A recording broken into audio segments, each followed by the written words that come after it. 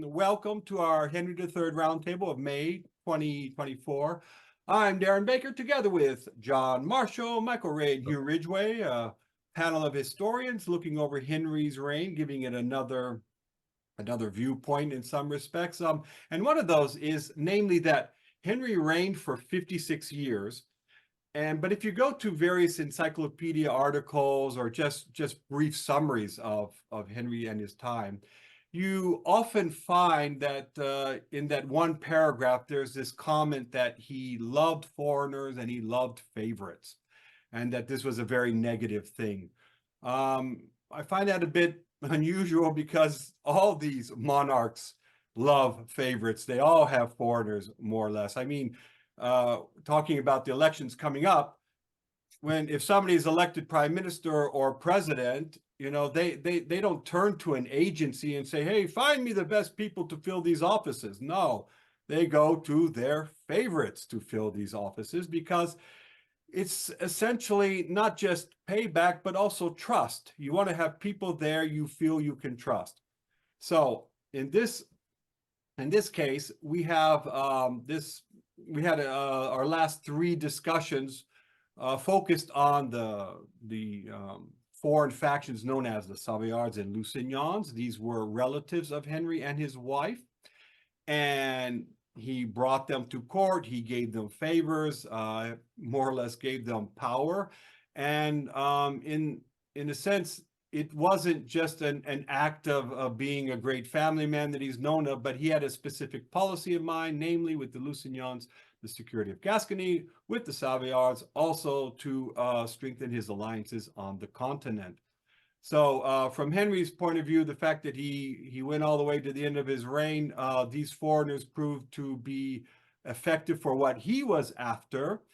And Michael made the very nice comment previously that they were all utterly loyal to Henry, all except one, Simon de Montfort. He, of course, was a foreigner. He was a favorite. He was Henry's great friend in the decade of the 1230s. But everything went wrong, starting with, a sort of banishment from court, but we'll get into that. So we're going to talk about Simon today, but just briefly, I want to give you some background to those who might not be familiar with where he came from or how he even got to England. Simon was born around 1208. We can't be sure. His father was the famous Crusader, also named Simon de Montfort.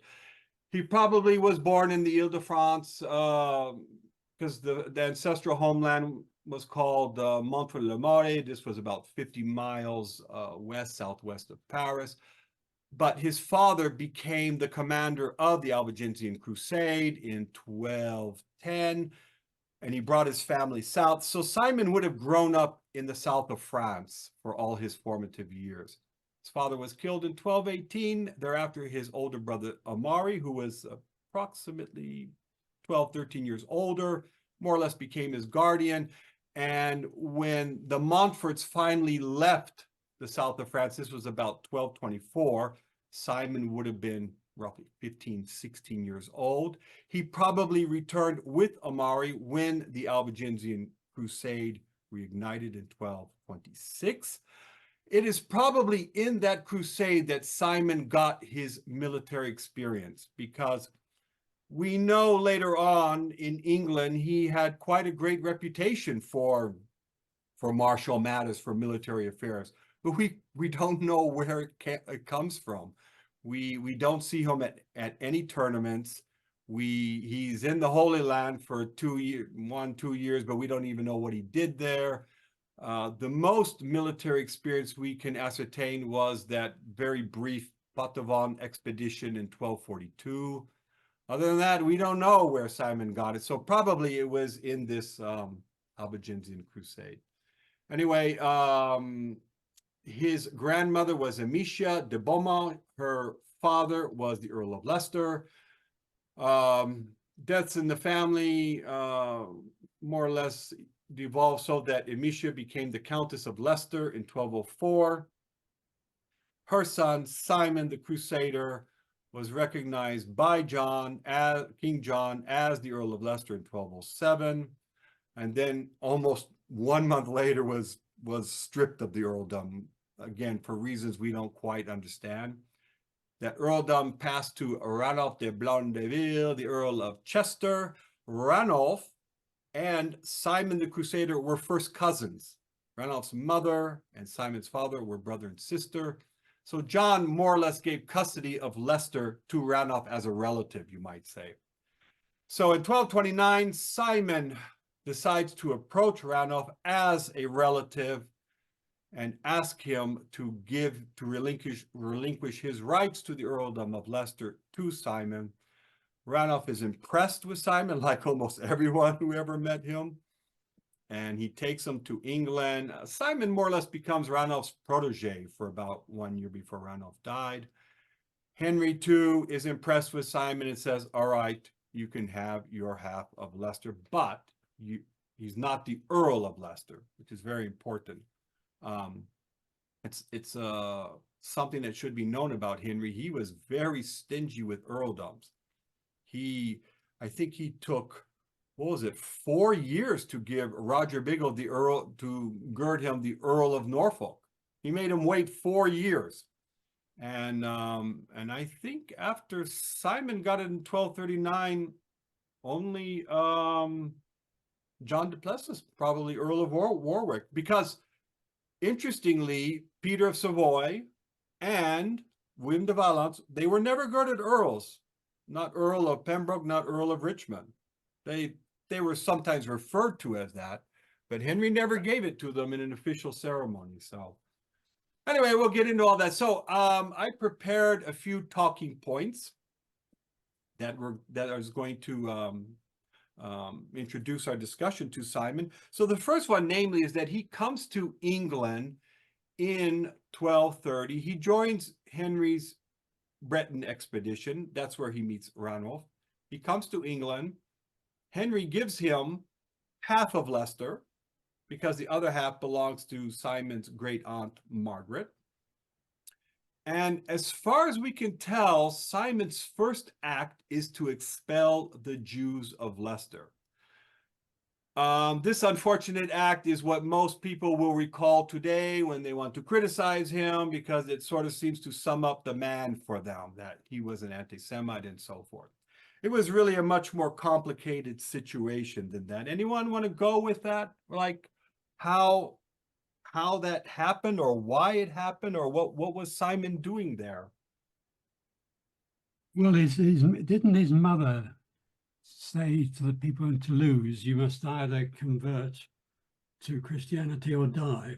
So it had a long track record of anti-Semitism. And of course, later on, we see at least 2 outbursts of anti-Semitism, I think in 63 and 64. Mm-hmm.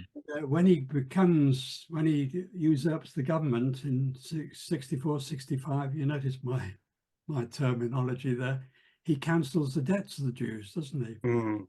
So, his sons were guilty, committed anti-Semitic acts as well. Sorry. Yeah. We should also note that anti-Semitism was, in a sense, the norm amongst that class of society. Eleanor de Provence was anti-Semitic. Edward I, her son, was anti-Semitic. So Simon wouldn't be alone in that regard. Yeah, I'm a little bit uncomfortable even with that word anti-Semitic, because it more or less, we have a very distinct modern view of that word because of our own horrible history. Baggage, Whereas in those days, to be a religious fanatic wasn't considered a bad character. So we always have to keep that in mind. Yeah, and in a way, of course, they were expressing some of the ideals of the Fourth Lateran Council, weren't they? And the Montforts, as you say, really would be expected to behave in that way.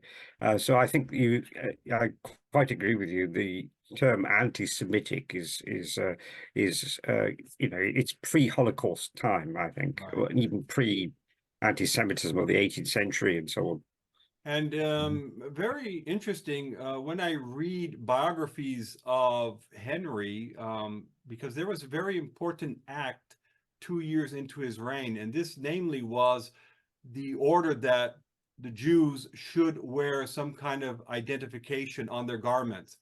This was a product Yes, of the Fourth sure. Lateran Council. And as far as we know, England was the first realm to actually enforce this decree. But interesting, the seal on the order was William Marshall's. And most people won't mention that because Marshall is sort of a haloed figure among people, and they don't want to think he could have been associated with an act like this. But in fact, it was more an act of cynicism. I mean, we don't really know what Marshall's religious views were, but he was the regent for the minority government, and they were completely broke. And the idea was that by ordering the Jews to wear badges on their garments, you allow them to buy exemptions. So this was a way of sort of making money for his bankrupt government. But as I mentioned, though, most biographies won't mention this. They want to sort of keep, William Marshall from being stigmatized like Simon de Montfort, when you make associations like that. But so this order in 1231, it's one of Simon's first acts. So we can also see it a little bit like as a gesture to the people of Leicester, because he becomes the new lord. He probably summons a meeting and is like, what, thank you for this honor, and what can I do for you? And maybe they ask, for this decree, because a lot of them were in debt to the Jews. The end sum of that game was that these Jewish families just moved over the border to the other half of Leicester. And we know that because Robert Grosseteste, the Archdeacon of Leicester at that time, he wrote a very famous letter to Margaret saying, don't you take them in, that they should wander, they should work. Simon did this to end usury in Leicester and so forth. We can't be totally sure if that was the case, but so Margaret is more or less seen as the good guy in this scenario, when I think clearly she wasn't. If we look at all of Margaret's acts, she was an extremely difficult lord. So when you look at such correspondence, though, you see really that, you say you have to just simply accept that this was regarded as a kind of a natural act, this persecution of the Jews in this period. And I don't even think that they even saw it as persecution in a sort of way, really. It's a horrible sort of thing to us, but, you just simply have to accept that was regarded as the right thing to do in well, the I mean, exactly. I mean, look at our own history. 1945, the Volksdeutsche, the native Germans of the East, were all expelled from their homes, millions of them, and everybody thought that was the right thing to do. So yes, but I think any parallels with modern is anachronisms. This is to do with if you like, a kind of, if you like, the Catholic interpretation of the position of the Jews in the bigger picture of things, the people who rejected Christ and so on. And I think you just simply have to look at it that way. It's, however difficult it is for us to cope with. Absolutely, and it's not just obviously in England. You have Philippe le Bel doing exactly the same thing within that sort of era, and often finance is behind it. You see it so often that actually it's finance is a motivating factor as well as religion. So you have the two factors involved. Yes, I agree. And also, it's important that this is a time when Henry has opened his house for converts in London. So he's very determined to try and convert the Jews. And I made a kind of supposition to Robert Stace, who's done a lot of work on the Jews of the 13th century. If Henry's actions against the Jews in the 1240s, the very strenuous taxation that ruined a lot of families, if that was more or less Henry's kind of, I mean, he wanted their money, but a subtle way of kind of forcing them to convert. And Stacy thought that Henry simply didn't have the intelligence to think like that. But, well, again, this idea of forcing them to convert, in the 13th century, one of the big things we forget is it's a kind of almost like an evangelical period in the church. They're talking about all sorts of people can convert. Muslims, for example, St. Francis led a campaign to try and persuade Muslims to convert in, I think it was Egypt. And this idea that, you know, these non-Christians will convert. People, you know, you just can't, it's very difficult for us to see ourselves into that sort of mindset that they had. Sure. And the other thing I wanted to say about Simon was that I think from a fairly early age, Montfort adopted the same seal, carbon copy of the seal, most peculiarly idiosyncratic seal that his father had. So, you know, you're almost dealing with a kind of almost name recognition sort of desire to somehow emulate the great man. And this again is an aspect of it, I think. I don't think other members of his family adopted the Simon the Elder's distinctive seal, did they? I think, but Simon himself did, and is a most peculiarly, you know, exotic-looking seal that he had. All right. Well, okay, good. So let's we want to sort of keep Simon more or less within the context of Henry's reign. So we're just going to more or less jump up to now 1238, and Henry has been married for 2 years. And so anyway, the big surprise of 1238 is that Simon marries Henry's sister Eleanor. And this caused a scandal. So anybody want to go into how this marriage could have possibly have taken place? Because it caught everyone by surprise.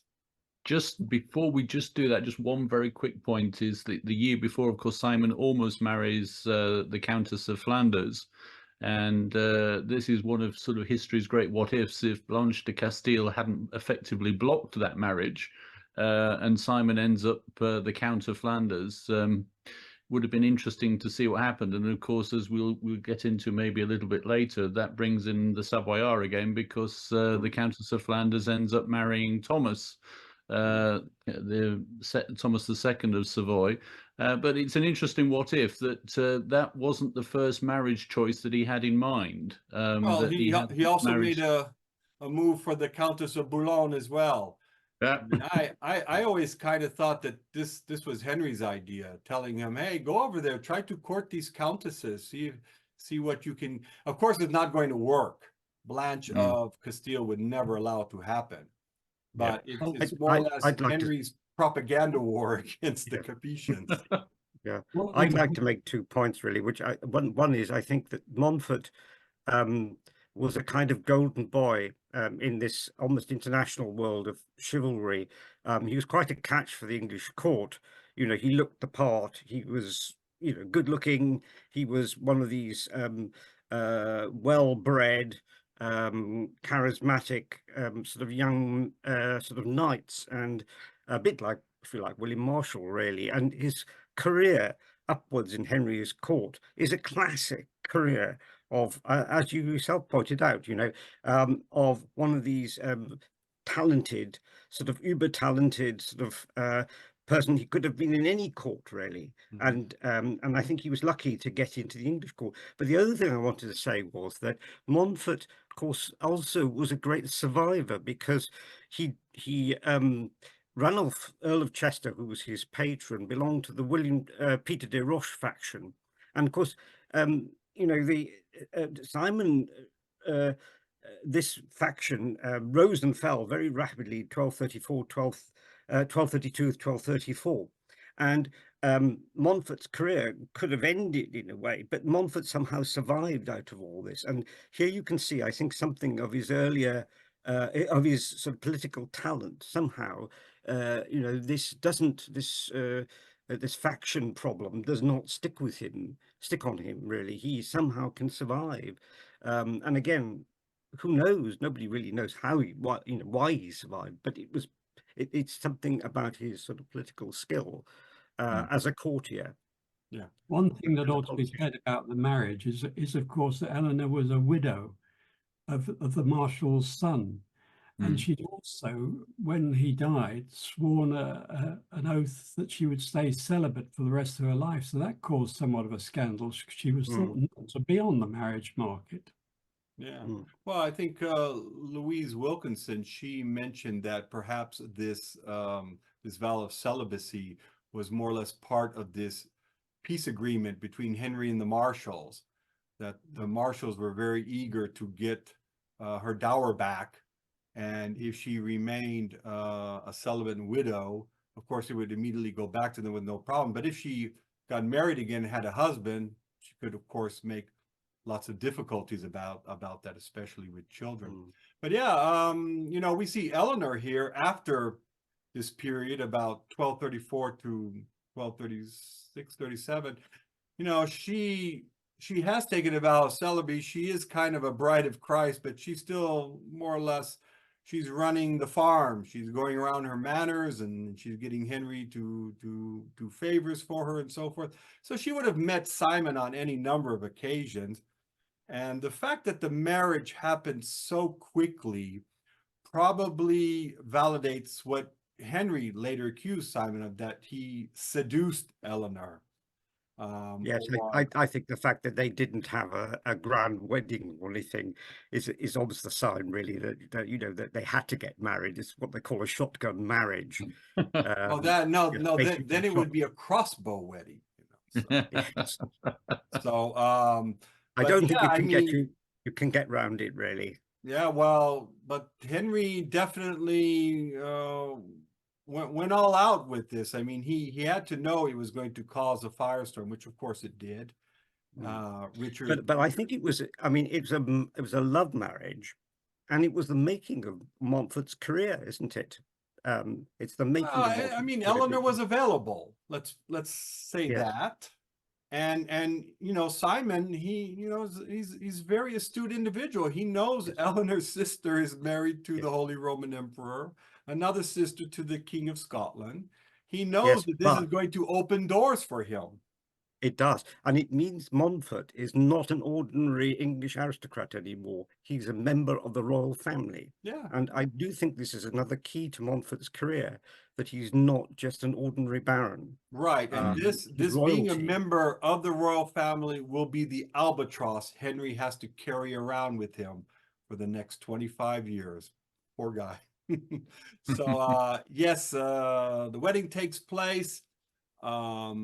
Eventually, there's some kind of settlement. Richard of Cornwall withdraws his opposition, more or less because Henry pays him off as usual. He sends him a grand sum of money for his crusade. I think, John, you could have, didn't William of Savoy have to leave England at that time? Yeah, and one of the things with William of Savoy is that this was very much considered to be a misstep. We think that Matthew Paris's allusion to foreigners having given counsel to Henry to accept this marriage, that the foreigner that Paris had in mind was William of Savoy. And yeah, that was a blot on the copybook. We don't know whether that would have affected his career greatly, because of course he then goes off to Rome and winds up getting murdered there. But yeah, it's probable that this is a blot on the copybook, this marriage. Simon went to Rome to get a dispensation. We can't be sure, but we think he probably met Frederick II, the Holy Roman Emperor. Possibly he even met John Manzel during the siege of Brescia. That would be very interesting, because I always like to see Simon and Manzel as two rising stars at court. Simon flames out, but Manzel just keeps on going. And of course, we know later on during the disturbances of 1263 that Henry of Almaine actually went to the continent to bring back Manzel in chains. And I'm almost positive Simon, that was Simon's order, go bring him back. Good. So we're at 1239, and on February 2nd, this was Candlemas. So Henry he officially made Simon the Earl of Leicester, a grand ceremony that was carried out in Winchester Hall. So he's on his way. In June of 1239, he's one of the, is it 12 godfathers? And actually, there was a godmother there too. At the font when Edward, the newborn heir, was baptized. So he's a coming man, and then it just all falls apart. Anybody want to tell us what happened? Well, I can probably just chip in a little bit because we have Thomas of Savoy again, who's married the Countess of Flanders, and he's acquired a debt of Simon de Montfort, and he turns up in London, and the guarantor of this debt is, of course, Henry, or Simon has made Henry the guarantor, and Thomas shows up and says, "Well, would you mind paying up, Henry?" And this is all a bit of a shock to Henry, because he knows nothing about it, and of course that's when it all kicks off. But it's quite interesting again that these Savoyards are at the heart of that story as well, that they've acquired this debt, which is kind of interesting.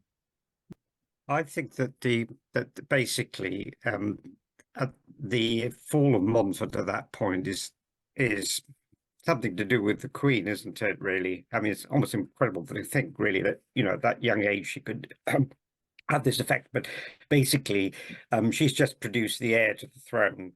Now, up until that point, Simon's eldest son was called Henry, wasn't he?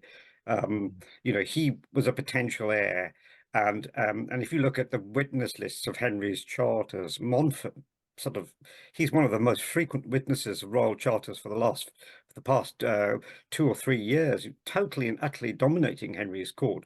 So this basically sort of swipes him out of power, and I think clears the decks then for a different sort of favorite, if you like, or different dispensation at court. Well, but it's putting Montfort in his place, I think. Because what we have here is William of Savoy has left England. He's gone on to lead the papal armies against the empire, and we don't have Peter of Savoy there. So Eleanor is, and she's only what, about 13, 14 or no, maybe 16 at the time, but still, you, as you say, rather young. But but she has other people to advise her. Well, of course, but the idea that Simon was set up, I don't go for that. I mean, Thomas of Savoy was really a rising star at the papal court, and this is where he acquired that debt, because Simon was sued by the Duke of Brittany because he owed money going back to his acquisition of the earldom through Ranulph of Chester. And so that, and Thomas of Savoy, well, you know, it just sort of well, I think the issue obviously was Simon's presumptuousness in putting Henry as collateral, wasn't it? Right, for this debt, without Henry's permission. But, you know, it's typical of somebody who'd overreached himself at the court, and I think it's the fall over this issue is symptomatic of the fact that Montfort had gone too far. Right. And we know just how intense the situation was, because Simon himself recalled the event 20 years later, and he said Henry wanted to arrest him and throw him in the Tower, and that he was basically fleeing England with Eleanor. They fled so fast they left their baby son Henry behind.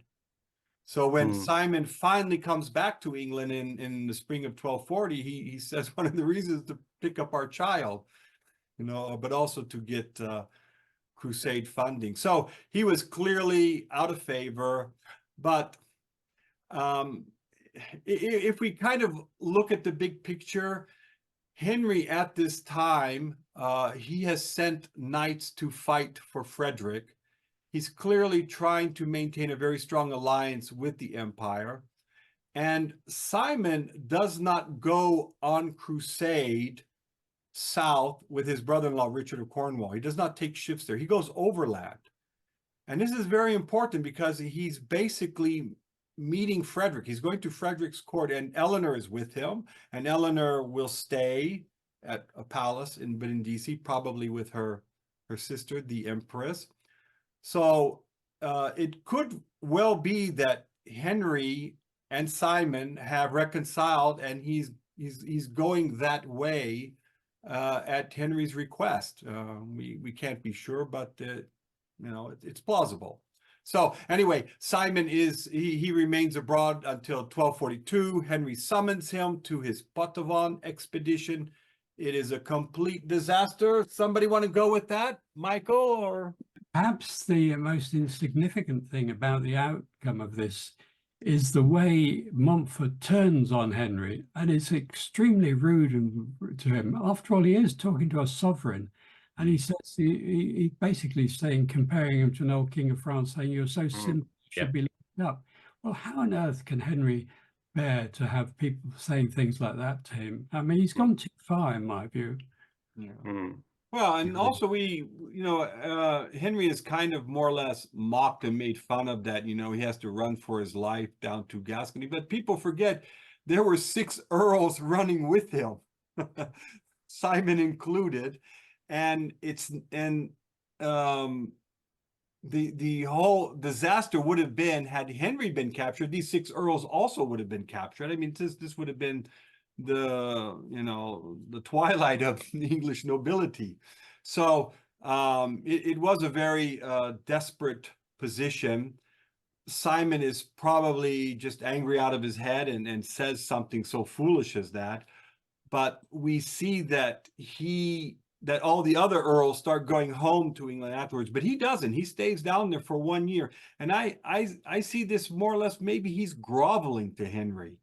He's saying, okay, I know I overstepped, so I'm going to, stay with your court here. And then. Yeah, I would tend to agree with you. I think that one of the big what ifs is what if Montfort had decided to take that offer to become the regent of the Kingdom of Jerusalem and stayed in the Far East? Well, of course, I think his prospects would have been limited, because we all know that the fate of the Crusader states was not very rosy by that period. And I think he basically came back to Henry III because I think he sort of sensed that Henry was the softest touch, really, would actually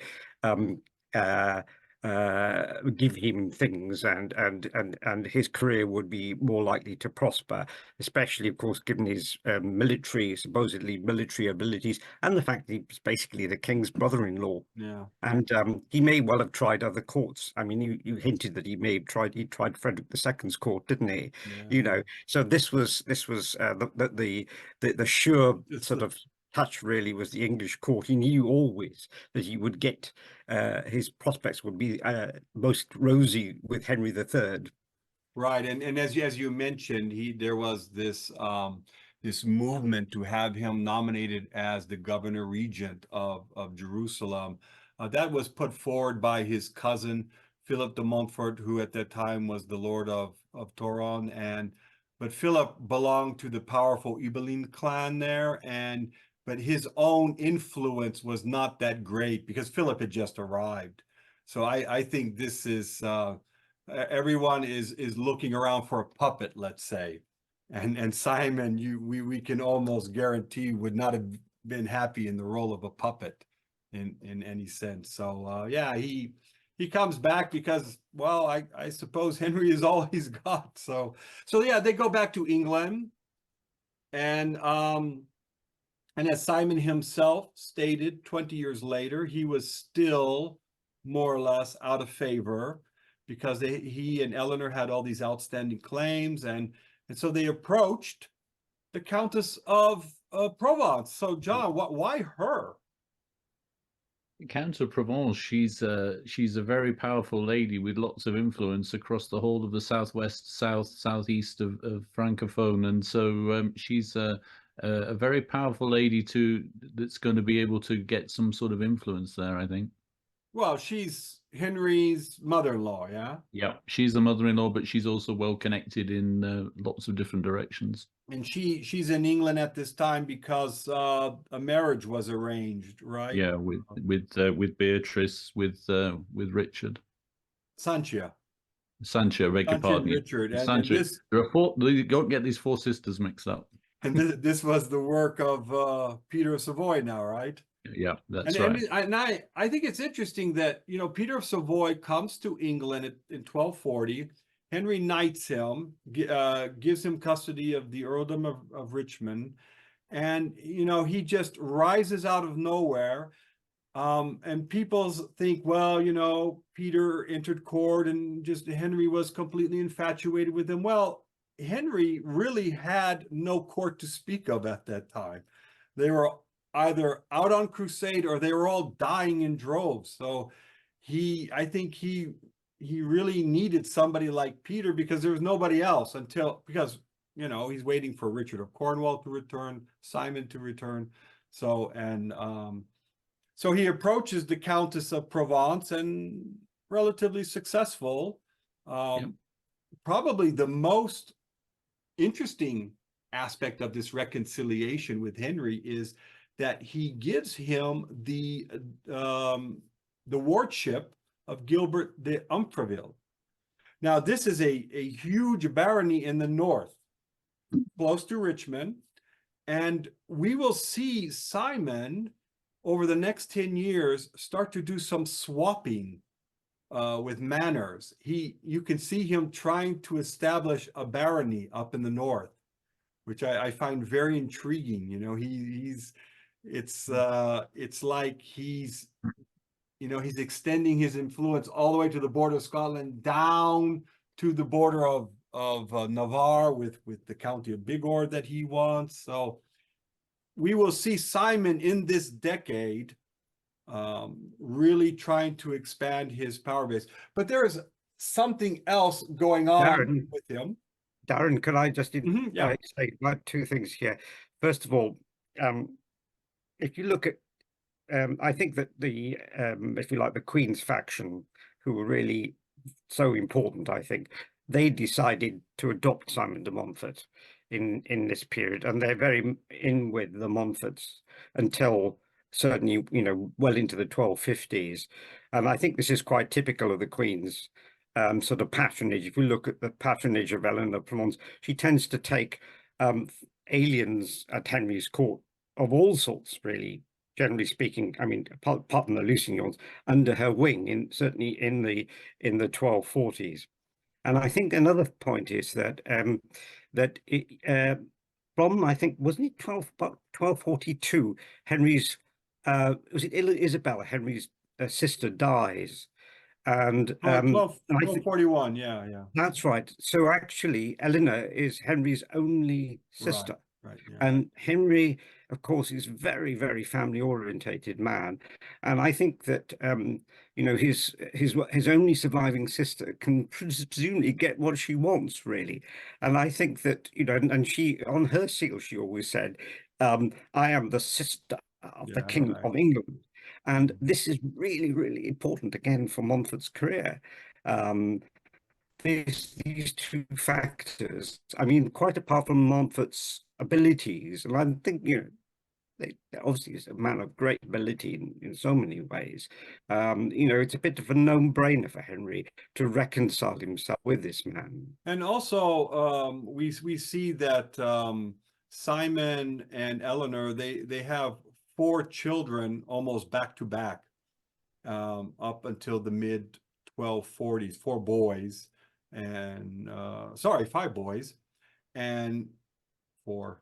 Okay, well, the point being is then there's a long break between children, and John Madicott has nicely looked into that as more or less maybe Simon coming under the influence of the Franciscans, maybe them more so than the Savoyards, that Simon is turning very much inward. He's examining his conscience, and of course, whether he seduced Eleanor or not, he was a party to her breaking a very sacred vow And we know Simon later on always puts so much stock in the oath that you take. So here Eleanor has done this. He is a party to it. So he's probably has a guilty conscience. And this is the time when Adam Marsh reports a lot of trouble in the Montfort marriage. So this more or less concludes in 1246, 2047 with Simon and Eleanor taking the cross. They're going to go on Louis's crusade, sort of purge their consciences, but something intervenes in the meantime. Anyone want to go with that? Pointed to Seneschal of Gascony, which a lot of people have kind of said is an interesting choice given Simon's father and his reputation in the southwest of France. It was an interesting appointment, shall we say. Well, I think that was Henry's idea. He wanted to instill fear in these Gascons because this problem in Gascony had been going on for almost 20 years. He's appointing these seneschals. They're fed up. They're leaving. I mean, he's holding on to that territory by a thread. So I think he sees Simon as somebody who's going to go down there and is going to rule with an iron fist, more or less. But Simon refuses. Somebody has to talk him into that. Who is that? The Queen, right? Queen, I think, yes. The Queen actually goes to, because what was the Queen's interest in Gascony? Well, I think even by that stage, hadn't they? They'd earmarked Gascony as the appanage of the Lord Edward, and they'd failed Henry's attempt to grant Gascony to Richard of Cornwall, and so they very much, I think, wanted somebody that they thought at that stage was a sure touch to shore up Gascony, and of course this very much, I think, was the role that Montfort saw himself really as a kind of Henry III's natural go-to generalissimo, really, for these things, and I think that, you know, to say the Savoyards encouraged him in this.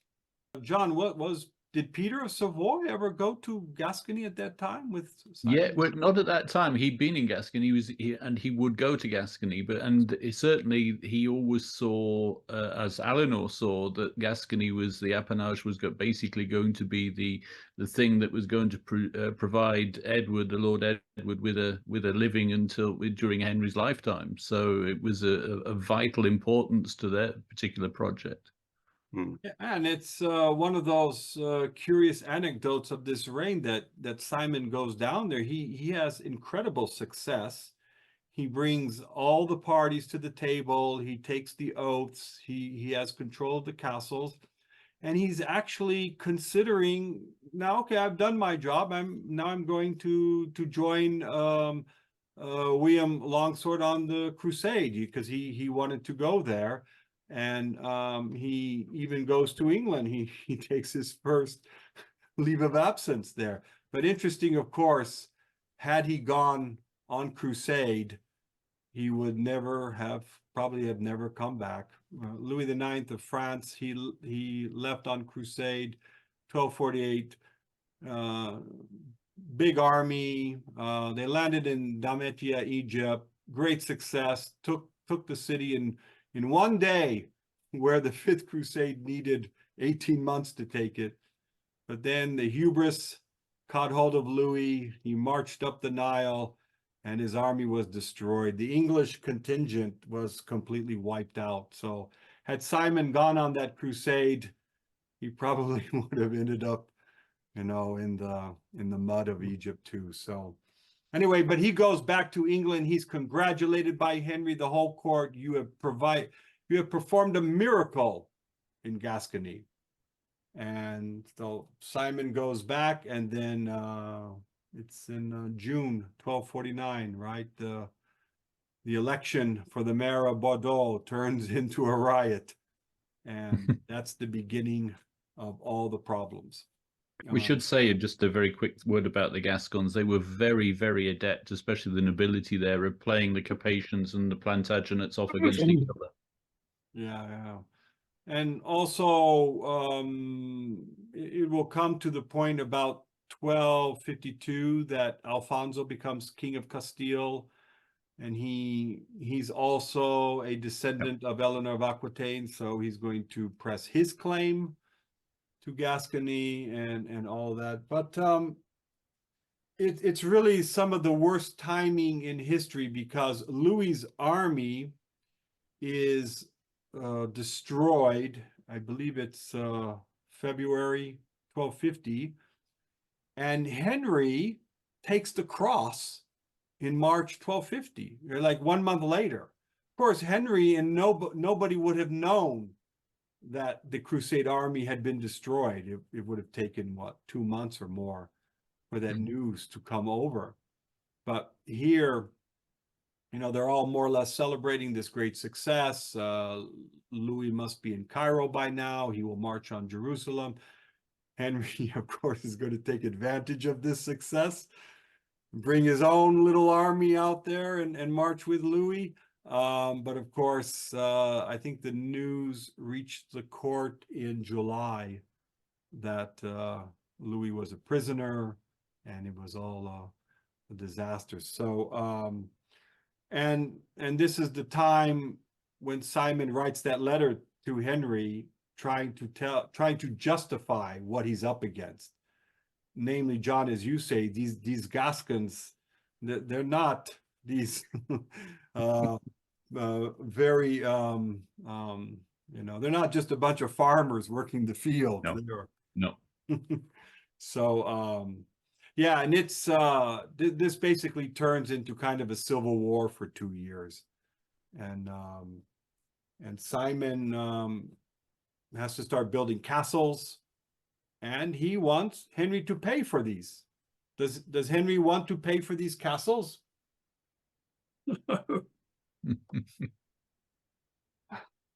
Well, you know, there was the famous confrontation in Scotland, or not Scotland, in York, at the marriage of Princess Margaret with Alexander III, that Simon came there and he more or less hands Henry the bill for these castles, and Henry says, I'm not paying for these. And then Simon appeals to Eleanor Provence. Again, Simon is often going through women to get what he wants from Henry. So, and Well, I think he had a way with them, actually. well, yeah. He's a charmer. He did. Yeah, yes. I mean, we don't know what he looked like. I think the nearest description is that he was a strenuous knight, you know, handsome, strenuous knight, but that could have been anybody. One thing I do find interesting is that was it the Lanarkos Chronicle? One of the chroniclers noted specifically that when Simon first came to England, he couldn't speak English. So he's noting it as if Simon learned English later on, which is not impossible, because he ended up living there for another 30 years. His children, of course, all could speak English and all. And also when he leads his little revolution in 1263, this movement to kick all foreigners out of England, his bands were going around, and they suspected somebody being a foreigner. They would demand them to speak a bit of English, Middle English. And if they couldn't, well, they rounded them up. So I suppose if they're all doing that, then the leader of this popular movement should be able to speak a few words of English as well. So yes, I think, I mean, Montfort is, you know, is clearly a very intelligent, sort of outstanding sort of character amongst fellow aristocrats, and so to learn a foreign language would certainly not be impossible, I think. And of course, he had English knights in his entourage by that stage anyway, didn't he? Had a sort of this Midland affinity. So again, I think you know, you're absolutely right. He must have learned English. his long time spoke it with an accent, I bet. Yeah, his longtime steward, Richard Havering, he got him from Eleanor, and he seems to have come from common stock. So he is very likely he never learned French. Yes. So probably English would have been more or less the language That's of the right, administration yes. of the estates. Yes, it's the language you spoke to the lower orders in, I think, Right. basically. And also later on, David Carpenter suggests that in his biography of Henry, that when Simon brought his army down to Canterbury, you know, to repel the impending invasion of the Queen's army, that he imagines Simon riding through the troops, rallying them, much as he did with this, I think, rather infamous letter that he sent out, warning the foreigners are thirsting for your blood. Yeah. And in that respect, Simon, of course, would have had to have spoken to these troops in some form of English. Yeah. This Frenchman identifies very much as an Englishman. Yeah, I mean, Yes. how could Simon in good faith tell these people we are protecting England, and how could he tell it in French? It just, you know, Yes. would seem I mean, very odd. Simon really belongs to these jet-setting sort of international aristocracy, doesn't he? Like Peter of Savoy. I mean, he's exactly like Peter of Savoy. Except Peter never spoke English. I think that's where the difference. He does. Well, how do you know that? Well, we don't know that for well, if you look at somebody like Peter might well have been able to learn English. But the stewards, he had English people in his. He probably could, but he did employ mostly people from this region, from the Savoy region, as his representatives. Well, no, he had. I mean, as I showed in my recent article, I mean, he had Englishmen in his council, well, yeah, I think I only suggest anyway. He probably could have picked up a smattering of English. Most certainly, I would have thought. I think but it didn't really. It only mattered, where you had to actually, as I say, converse with the locals for reasons of estate management or whatever. I mean, in our day and age, we find the learning of foreign languages quite difficult. But I think this is because we have so much else going on. We can't really focus. But when you imagine in those days, when you had a lot of time to really focus on something that was important, whether it was reading your Psalter or learning the basics of a language, because Simon, we can almost say England was his home. He had an English wife. No, it wasn't at all. No, Montfort is an international. I think a lot of nonsense is written about English nationalism in the 13th century. If you're a grand aristocrat, you're an international figure. Maybe you want to sort of, you can use foreigners and control your country. You can use that to rally the lower orders. Perhaps you can, you can. But I don't think the actually aristocrats are people who really mattered. Yeah, but I don't think we can compare Simon and Peter of Savoy here. I mean, Peter of Savoy was a European lord. But Simon was as well. Simon wasn't. No, had his estates in France. No. He was au fait with the French court. No, you can't understand. Yeah, I mean, yes, Simon was friends with the Capetians, but he held no more lordships in France. He did. He had lands in France. He had interests in French monasteries. John Madicott shows this. And Montfort was as often in France as in England. He was in France with his connections, but Montfort Lamori, that went through his brother Amarty. Yes, he had other lands in France. I mean, John Madicott. Oh, right. Okay, I see what you're saying. Yeah. Those smaller lordships that he inherited. Yes, I know, but he often was in France, and he was as often in the French court as anything. Otherwise, why? You can't understand him really. Unless you see him as an international sort of figure, like Peter of Savoy is just the same. Well, Simon certainly would have seen himself like that. Let's say that. Well, no, I think he would. His status was international. He was a sort of one of these supra. So do you think that gave him a special status among others? It's part of his chivalric personality. He wasn't just any old common garden English earl or anything like that. He was royalty. He was international royalty, the sort of jet-setting stuff that of the Hello magazine, that sort of stuff. One thing I've always wondered about Simon de Montfort is if many English people would think he was English because he's Simon de Montfort. Montfort, if we call him Simon de Montfort, they might realise he wasn't one of us. Yes. We get this a great deal. I mean, it's the famous one is Robert the Bruce, who's more Robert de Bru, and he's a Norman from the Carenton. Yes. But yeah, we anglicize these names so much that we often forget who they are. Yeah, he's an international character, I think, as Hugh is pointing out. And we should remember that in England at this time were many Montfort families. Probably the most famous was Peter de Montfort, whose family came over with the conquest. And so they were more or less in England for 200 years and with no relation to Simon. And interesting there, I've seen in the rolls just right after Evesham, some favors going out to a Henry de Montfort, who of course could not have been but I think Henry de Montfort who fell a at Evesham. paradox that reason why Montfort leads, is a leader, is partly because he was so international, he was prestigious, and it didn't matter the fact that he was a foreigner.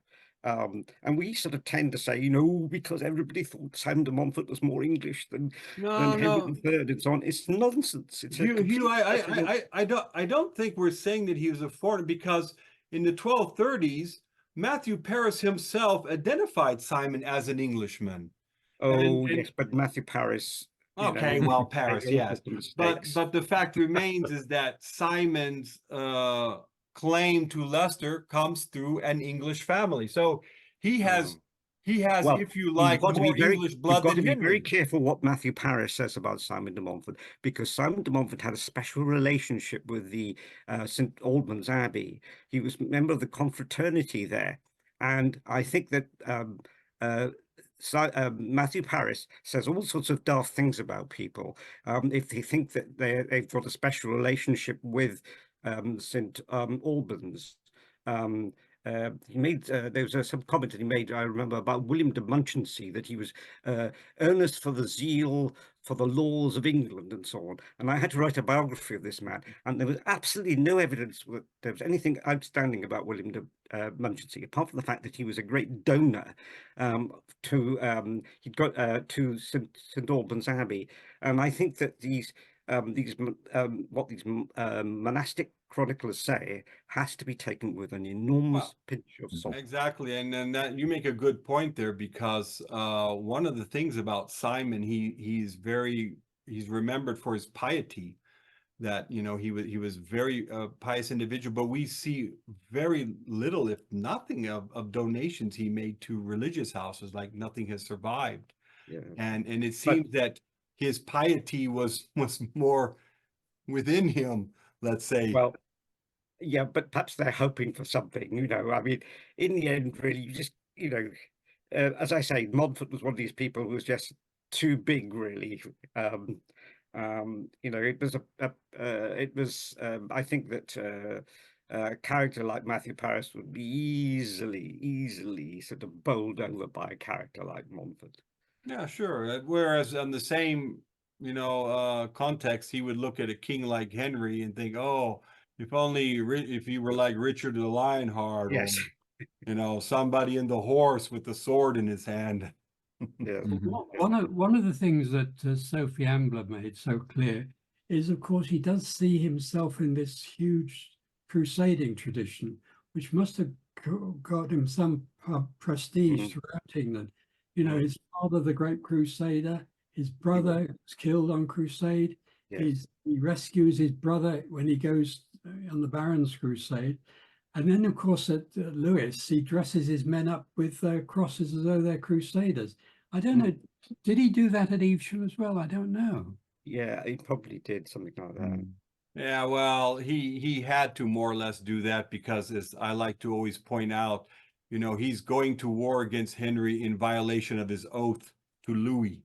And Simon was always talking about the oath to God and the Gospels, but he only respected the oath that was useful to him at a particular moment. So, well, anyway, gentlemen, we're coming to the end of our second session. So, as I figured, we would probably need more time with Simon. So, we'll pick it up again.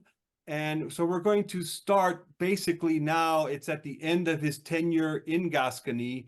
He has a sort of uneasy relationship with Henry for the next few years, although he helps with negotiating the Treaty of Paris. Finally, it comes to 1258, and this will be. He helps the Treaty of Paris. He hinders the Treaty. Wow, yeah, I mean, yeah, definitely. We will get into that, but so we will start off next time in and around 1258, and how everything just ends up in war and revolution between these families. So anyway, thanks again for joining us, everybody. Thanks, Darren. Thank you, Darren. Thank you, everybody. Right, Nice we're to going to see be you in all touch again. again, part 2 of Simon. So we'll let everyone know. So Yeah. take Okay. Thank you care. very much, everyone. All Take right. care. Goodbye. Bye-bye now. All the best, Bye-bye. everyone.